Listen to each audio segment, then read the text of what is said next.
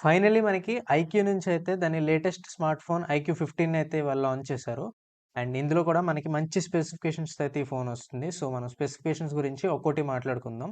So, ఇందులో display గురించి మాట్లాడుకుంటే 6.85 inch Samsung M14 AMOLED LTP డిస్‌ప్లేనైతే వీళ్ళు ప్రొవైడ్ చేస్తున్నారు. ఇది మనకి 2K రిజల్యూషన్‌కి అయితే సపోర్ట్ చేస్తుంది. అండ్ అలాగే 144 హెర్ట్జ్ రిఫ్రెష్ రేట్‌నైతే వీళ్ళు ప్రొవైడ్ చేస్తున్నారు.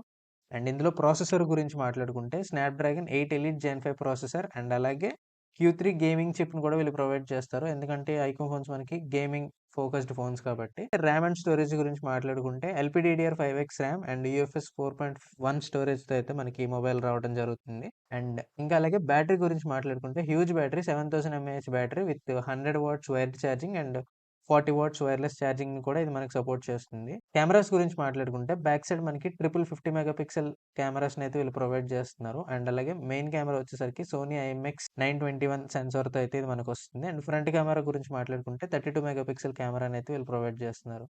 అండ్ దీని ప్రైస్ వచ్చేసరికి మనకి ఇండియాకి తీసుకొచ్చేసరికి అరౌండ్ 55,000-60,000 అయితే ఉంటుంది. అండ్ ఇండియాకి మనకి నవంబర్‌లో లాంచ్ అవుతుందనైతే న్యూస్ వస్తుంది. సో, ఇలాంటి ఇన్ఫర్మేషన్ కోసం ఛానెల్‌ని ఇప్పుడే ఫాలో చేయండి.